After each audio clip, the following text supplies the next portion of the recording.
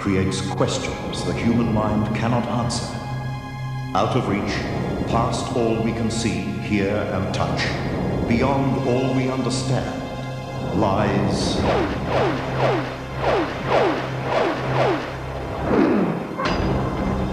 the extraordinary. Oh, there you go.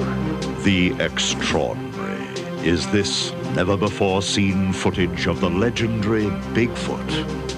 Not the famous film of 27 years ago. These images were filmed in 1993.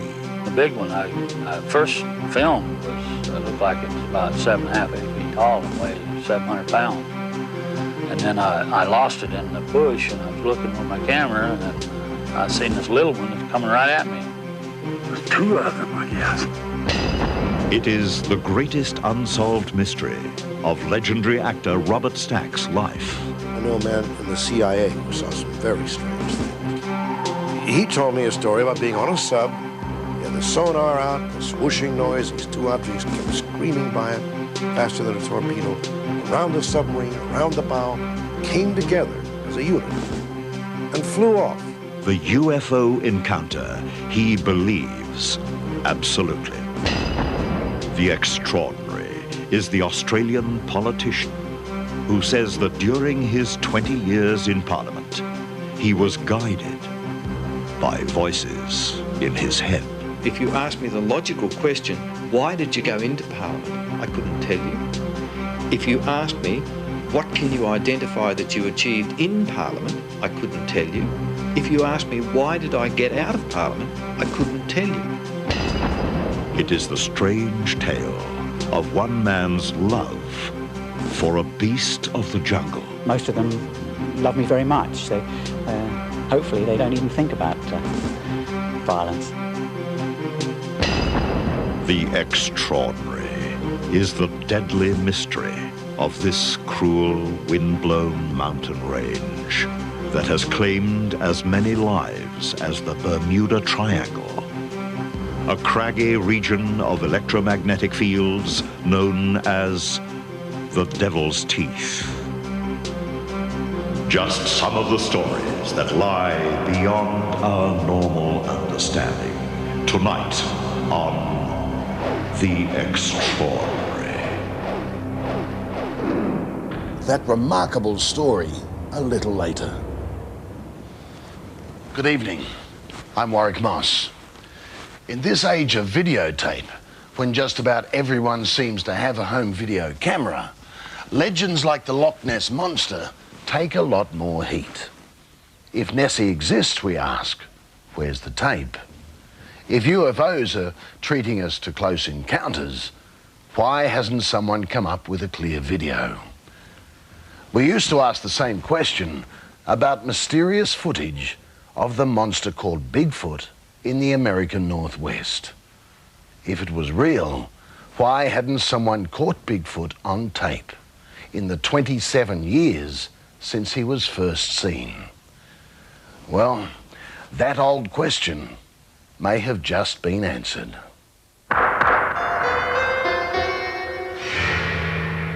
It is the most dramatic footage ever taken of any of the world's mythical or legendary monsters. It was taken on amateur home video in 1966, and to this day has stood out as the clearest evidence of the existence of Sasquatch, the giant Bigfoot of America's far northwest. While the stories of the abominable snowman and Loch Ness Monster perpetuate in the imagination, the image of the half-man, half-beast Bigfoot was captured on videotape in clear daylight.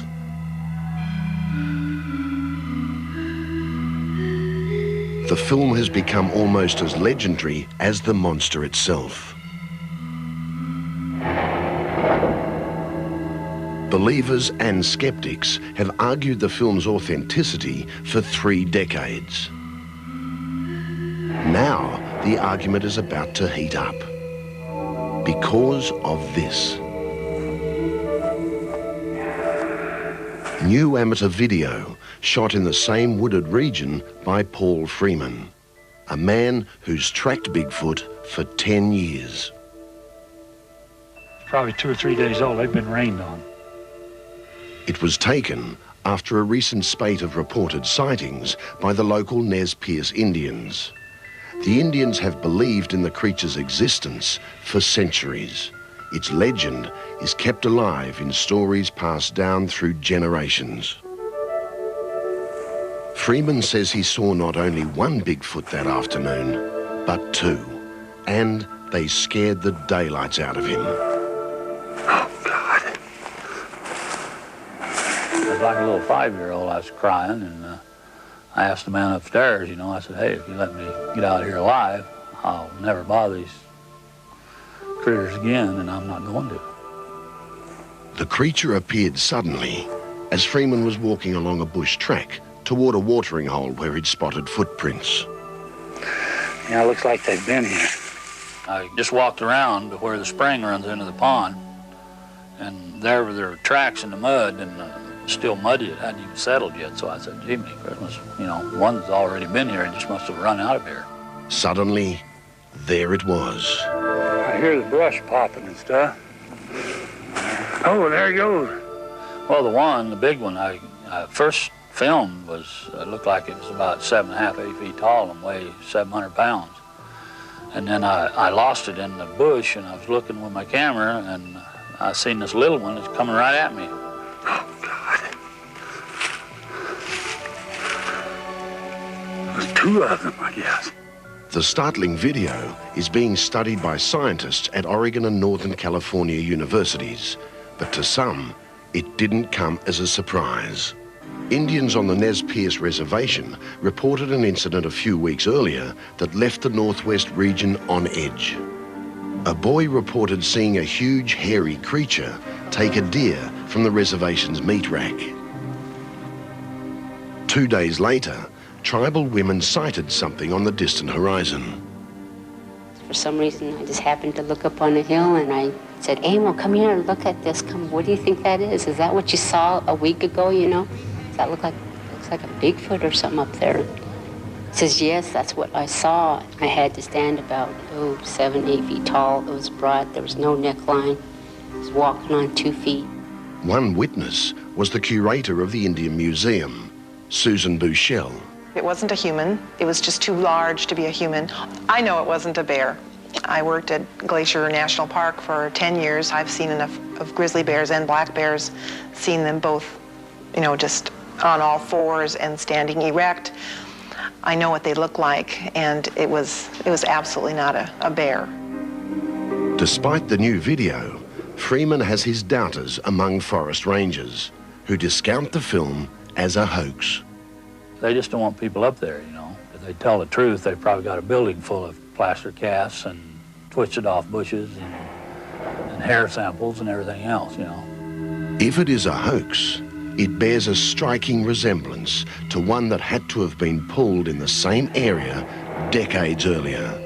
The similarity of the two images is hard to ignore.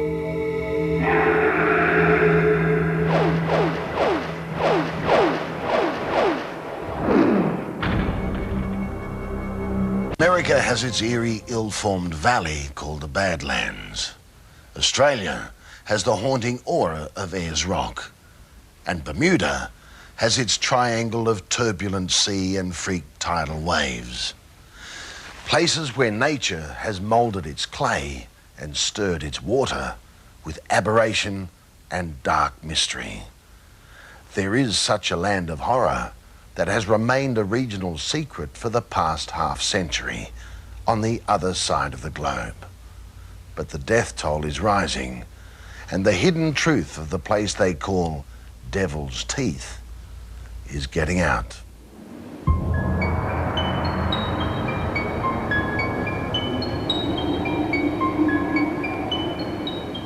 The first thing that hits you is the wind, an unsettling and dismal wind that even in the heat of summer manages to send a chill up your spine. Some say it's the devil's wind that blows through the haunting Valais region in the heart of France, here in the shadow of Mount Mézenc. This otherworldly place filled with strange rock formations, where legend has it that Satan himself planted his fangs in the ground, here at the Devil's Teeth.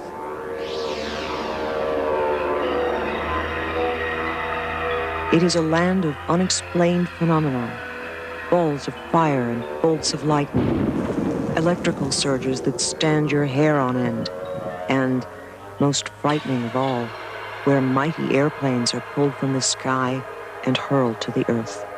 Je me suis intéressé à ces phénomènes d'avions qui tombaient sur la maison. I've been following the phenomena of plane crashes since 1943, at the time of the resistance.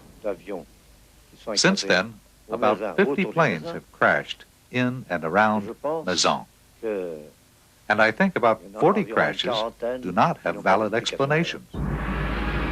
This place they call the Devil's Teeth has become better known in recent years as Europe's Bermuda Triangle. And it all begins with the strange and eerie wind.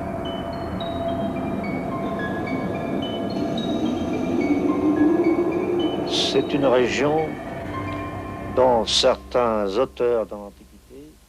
Ancient authors call this region a locus terribilis, Latin for a terrible place.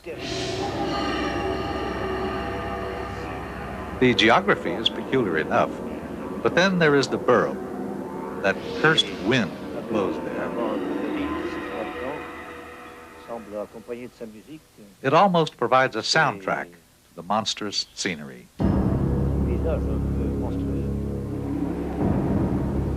Now the wind has a name, the Burl. Legend gives the Burl the supernatural powers that seem to dominate this hellish place. Powers that cannot be explained in terms of logic or human understanding. When you're on the land to do repairs and all, as soon as you're hit by the Burl, you can feel its violence. You get the impression the wind actually vibrates. It's abnormal compared to elsewhere, that's for sure. And there are many storms during the summer which are very violent. I mean, they hit very, very hard.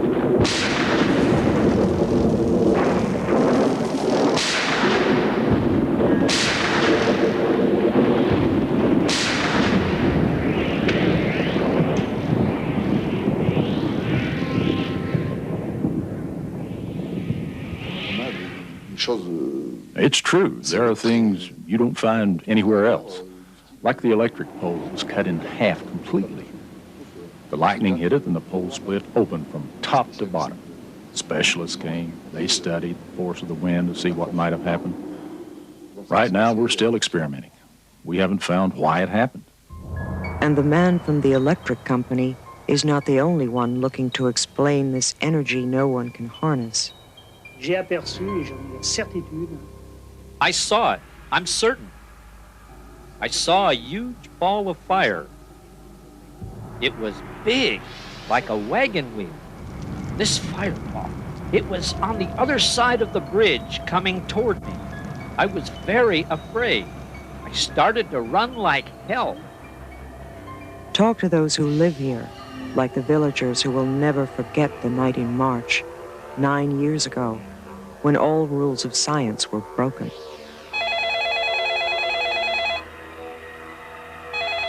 It began with the ringing of a telephone, first one, then another, until it seemed every telephone in the region was ringing, but no one was calling. Outside, there was no storm or lightning. No lightning in the sky, that is. But some electrical surge was coursing through the area, a surge that seemed to come from the earth and be carried on the wind. Monsieur Belvoir, the mayor of the village, noticed when he went to check on his herd. A French television crew shot this unbelievable recreation of what happened next.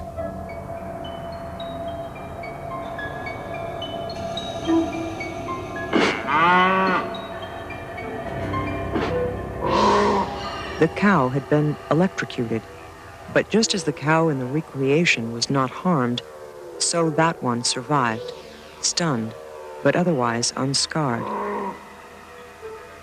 Other cows in the region were electrocuted on that and other days. Though there were no visible wounds, many were killed. Farmer Maurice Loest has another story, one that's similar to many others.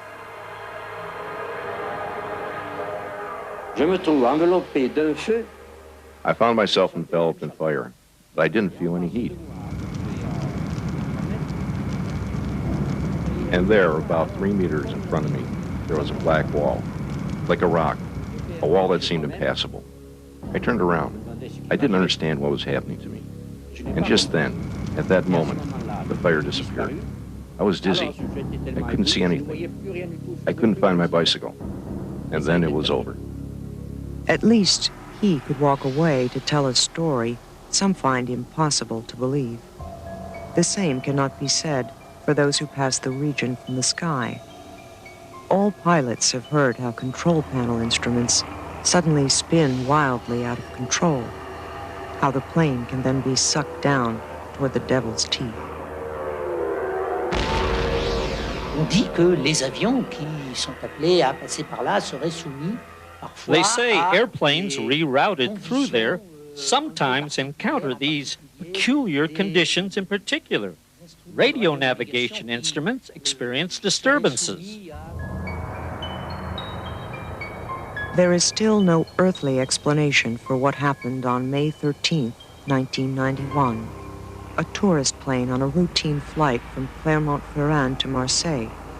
The weather conditions were not good, but should not have been a problem to the experienced pilot. He knew the region well. So why did his plane and passengers smash into the mountain? Pour nous, cette zone du Mézin provoque une certaine méfiance. All of us mistrust the Mézin zone. We've had so many colleagues, pilots, hurled down against the mountain. And when it comes to our association, well, it's true we demand costly money guarantees when we're asked to fly over that region. Scientists do their best to explain. They say the electrical and fire effects are felt in other volcanic zones, where activity disturbs something called tellurique. Le tellurisme est un fluide qui se transporte sous la forme d'une nappe. Tellurism is a fluid transported in the form of a sheet, an underground current around the globe. It utilizes the slightest geological resistance and is transported just like other electrical currents, except this one is natural. Cette région, ce sont tous d'anciens volcans. Je pense que le sous-sol est quelque chose. This region is full of extinct volcanoes. On n'a pas de I think protection. the subsoil may have something to do with the phenomena. Actuellement, pour canaliser We don't have any protection from the energy. cette énergie. Writers look toward the past. Le chroniqueur Jacques Mon signale vers 1640-1650. The historian Jacques Mo described the fall of a meteor in the 1640s. It wiped out a village next to Monastier-sous-Gaziel. And it destroyed the entire village of Bessières. Now, there were rains of rocks, there were rains of blood, there were rains of toads, and then in the Middle Ages, there was lightning and fire. And there are some old-timers here who believe there are tables of gold deep beneath the Valais region, and that this treasure has unchained the elements. Perhaps that is as good an explanation as any, but for now, when you look to the sky over this new Bermuda Triangle, the first thing that hits you is the wind.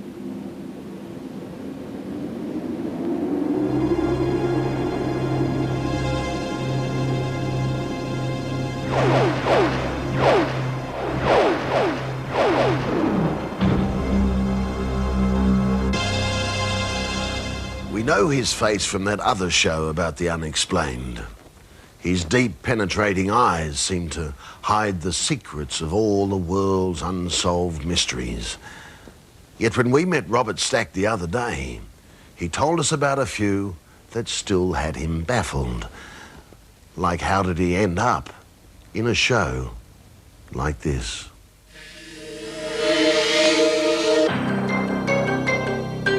Many eminent scientists declined to go on record with their official position on the mysterious face.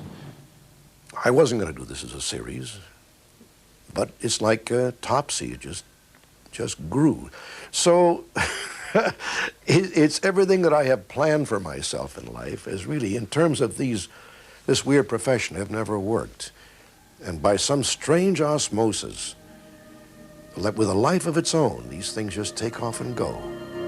That was 6 years ago, and today, Unsolved Mysteries is seen by millions around the world. Another show Stack resisted was the one that made him famous as Eliot Ness in the hit 1960s series, The Untouchables. It ran for 120 episodes. But Stack was hardly an unknown before playing Ness. He was a successful movie star and had gotten an Academy Award nomination for Written on the Wind. He was also a star athlete who grew up in a prominent theatre family where surrogate dads were the likes of Spencer Tracy and Clark Gable. Of the many interesting guests at his boyhood house, he remembers one in particular. We had a fellow called Ostoya, who was a yogi, who was a friend of my grandfather's, who, I don't want to get into this because every time I do, somebody wants me to do a show on the weirdness of things. He could levitate. They used to have, at the house, they used to hold hands, have a seance. I remember as a kid, and he would be bathed in perspiration. On the other side of the room, I remember there was my father's den. There was a silver tray with little silver cocktail shot glasses on it. And all of a sudden, it began going ding, ding, ding, ding, ding, ding, ding, ding, ding, ding, ding.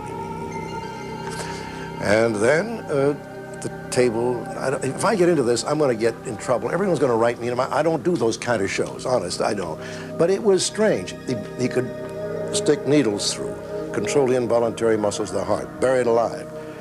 And a great friend of my grandfather's, who was about as he ran the old Los Angeles Theater, my grandfather, and his name was Ostoya, and there was a book written about him, pictures of him with Douglas Fairbanks Jr. and all the people of Hollywood. But again, this gets off into an eerie, weird area that I think that there is a certain measure of ESP and power control. But beyond that, I'm not into UFOs and all the rest.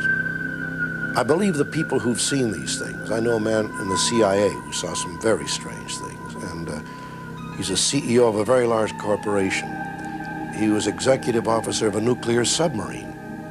Now, I believe him. He told me a story about being on a sub. He had the sonar out, this whooshing noise, these two objects came screaming by him, faster than a torpedo, around the submarine, around the bow, came together as a unit and flew off. Now, this is so weird. And he said, you know what happened? We went back to Norfolk. I called Norfolk. I arrived. 2 men from the Pentagon were there, came aboard, checked with everybody, took the log books. As they left, they said, don't talk about this. No one's going to believe you anyway. Now, this is from a guy who was a CIA on a nuclear sub. And he tells it like he's saying, yeah, I had a couple of cups of coffee. So I allow the other people to make up their minds. I don't know. I believe him. Whatever happened, he saw. And the members of the crew saw. Or they had been somehow mesmerized by a giant Jupiter in the sky. My mother believed in reincarnation, and it's all pretty much to give people a feeling of comfort when you go to the great beyond. But I do know one thing. I do nothing that I do is premeditatedly done by me without somebody's help. It doesn't work like that. When you feel like better one day than others, I think you get the feeling when you go through an earthquake like we just did, or something else. The temptation is the human's ego is such that it pushes him into an arena whereby he becomes so special And it just takes a couple of shakes like that to make you realize, hey, man, when you realize that they 6 inches of mountain grew out of that shake, and the Grand Canyon has got thousands of feet, and you're here for 15 seconds or less, and then it's a good leveler. It's kind of makes you feel like, well, whatever it is, I'm glad to be here, but I'm not going to be critical. Perhaps it was this hand of fate that led Stack, a confirmed bachelor, to a happy marriage of 38 years to wife Rosemary, something of a rarity in Hollywood. Well, this was a fellow that my wife met that was a friend of the family's, actually. He was sort of a black sheep. And he set up his shop down on the pier in Santa Monica. His name was George Darius. And he was gifted, as these people are. Usually gifted better when they're not being paid. He happened to be a friend of the family's, of my grandmother's. And unbeknownst to me, my wife had met him. I didn't know that she even knew him. Well, we went together, then we broke up. Well, before she even met me, she went to him and he said, you're going to meet somebody who looks like Robert Stack. He said, no, it is Robert Stack. Now, they usually say you're going to meet a tall, dark stranger and you take an ocean voyage. But he mentioned my name. And she figured, well, I can meet him because he was under contract to Columbia at the time. And he said, you're going to have a romance. Of course we did. And then I was the world's most devout bachelor, and I was never going to get married. And we kind of had a thing, a breakup. It ruined both of our lives for about 3 or 4 months. And during this time, she went to see him.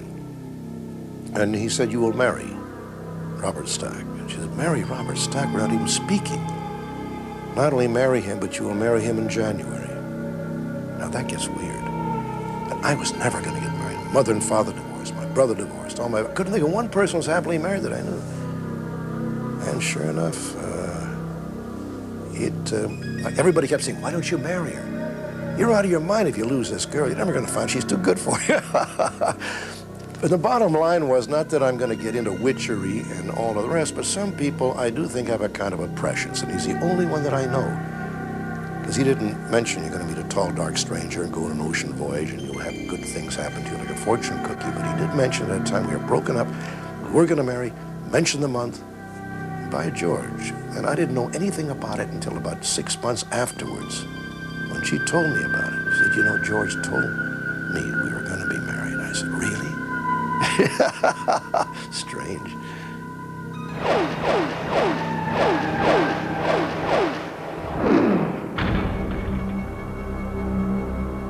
Modern man does not have as much contact with the wild as he once did. Most people have never seen a real wild animal in its natural habitat, let alone got close enough to touch one. But as Alison Holloway tells us from London, there are other people who will go to extreme lengths to make friends with members of the animal kingdom.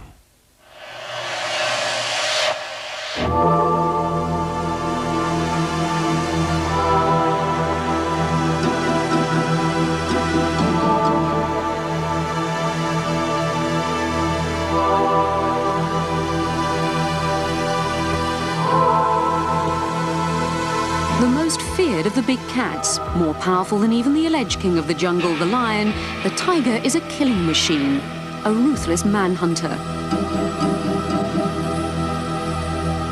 But don't be alarmed. The only thing that this tiger is hungry for is the love of her keeper, Nick Marks. Most of them love me very much. Hopefully they don't even think about violence. They become mere pussycats in his presence, docile, almost childlike. The normally ferocious beasts melt into affectionate friends, seemingly on the same wavelength as Nick. They greet him like a long-lost buddy. I suppose it'd be silly to say it isn't dangerous, but I think it looks a lot more risky than in fact it is.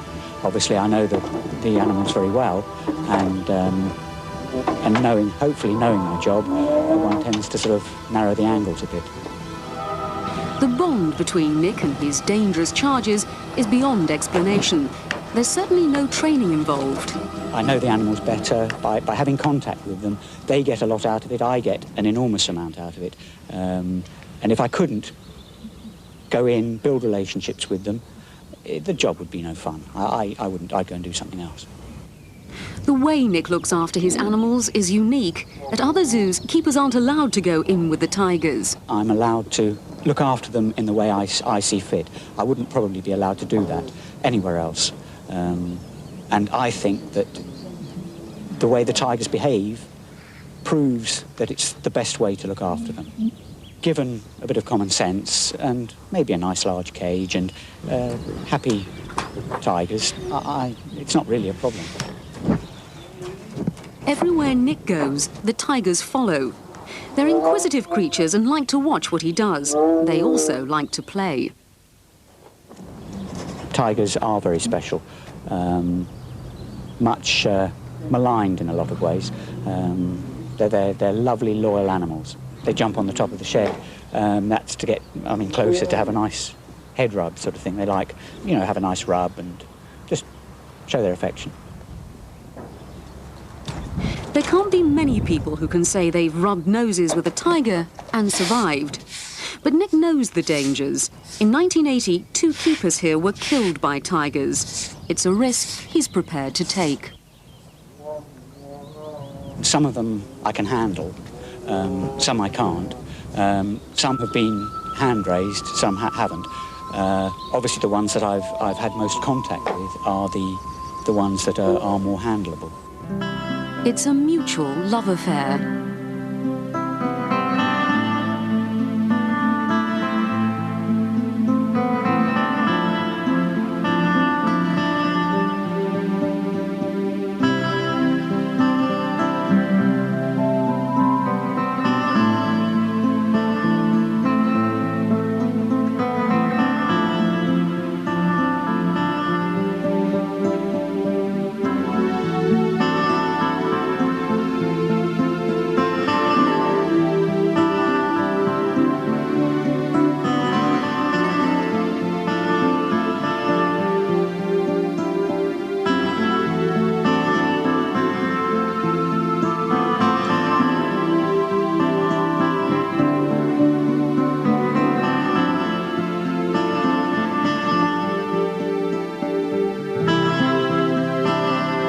It may be love, but one false swipe of that paw and it could all be over.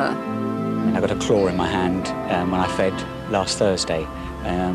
That was just a one-off. It's the first time in handing tigers lumps of meat that that anything has ever done anything like that. It was only a little nick in my hand. It was really not worth mentioning, but not really, not badly hurt. Now and again, but nothing too serious. The key to it all, if there is a key, is the daily routine which the tigers are used to and which Nick sticks to religiously. The morning is usually cleaning enclosures, and in the evening is feeding, and other time is spent with maybe meat collection, sorting enclosures out, cleaning sheds. It's a full day. There's lots to do. The tigers know what to expect. They know that Nick is the provider.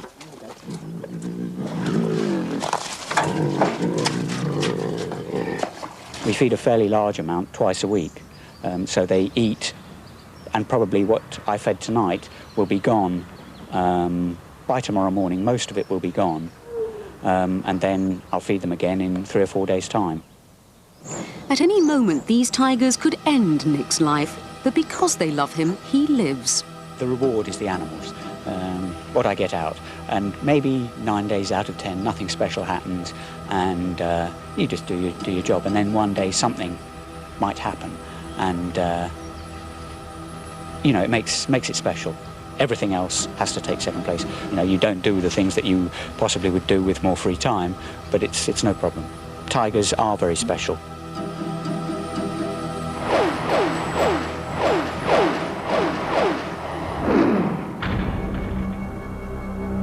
Politicians are normally guided by their political persuasion.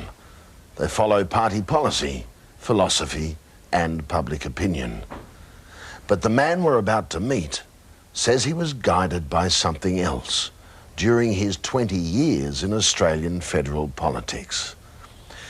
He represented the large electorate of Wilmot in Tasmania, a Liberal member who could best be described as a rebel.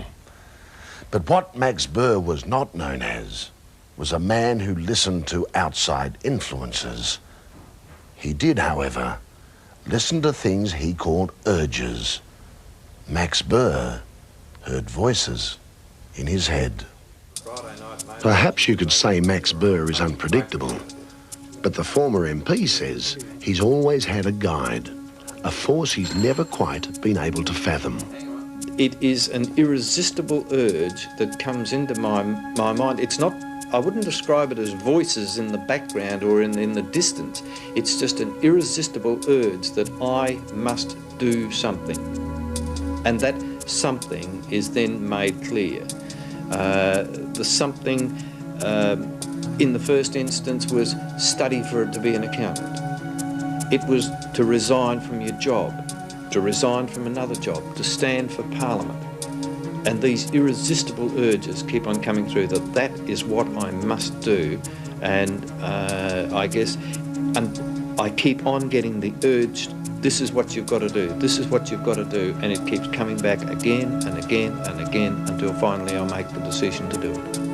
One of those urges eventually took him to Canberra in 1975 as the new Liberal member for the old Tasmanian seat of Wilmot.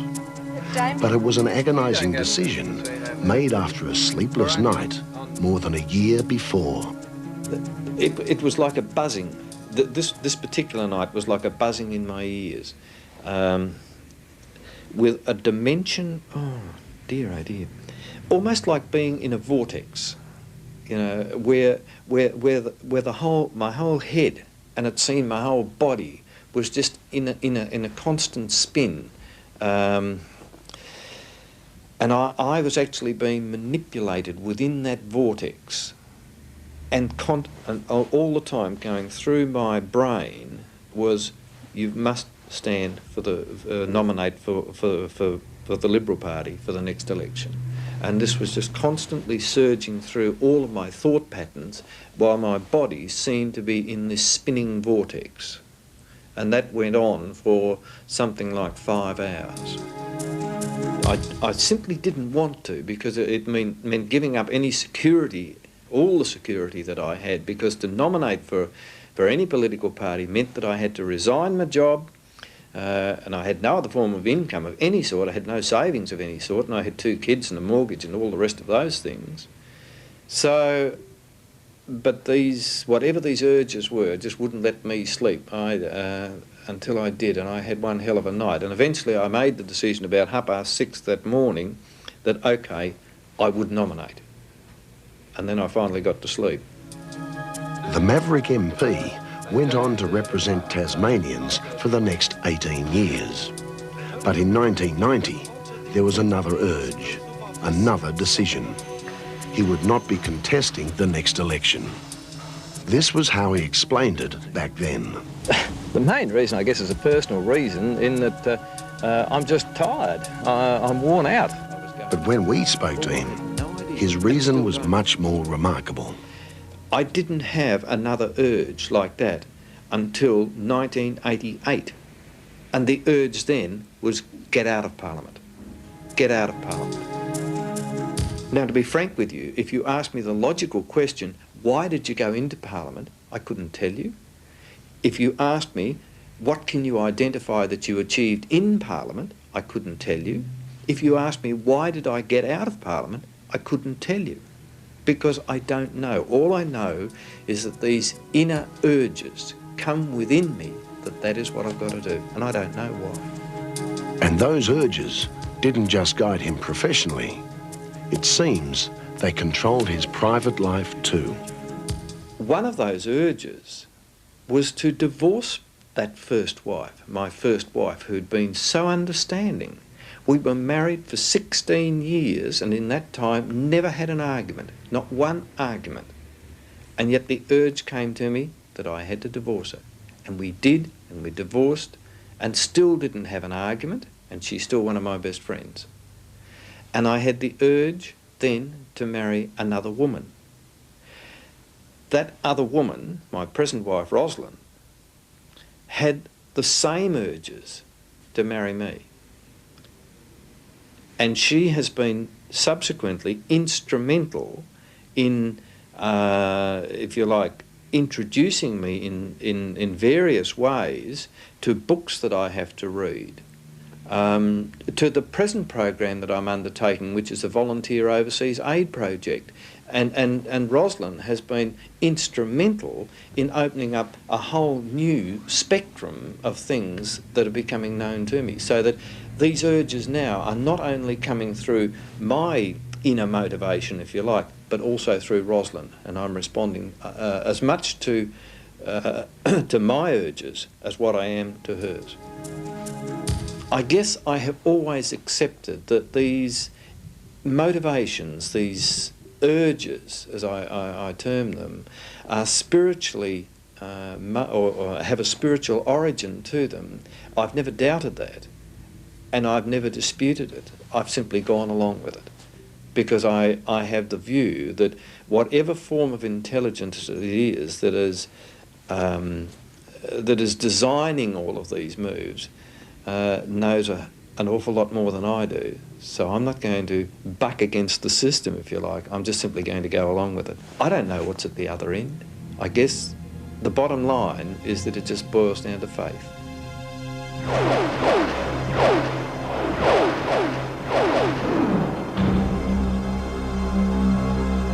Tonight, a look at another upcoming story. It may prove something scientists have long suspected. Animals know far more about this planet than we do. From California, the remarkable story of how animals knew in advance about the recent Los Angeles earthquake. For now, good night. See you in the future. Animals simply have a heightened sensory perception of their environment. They're more in tune with nature, they live closer to nature, and they have senses that we simply don't possess.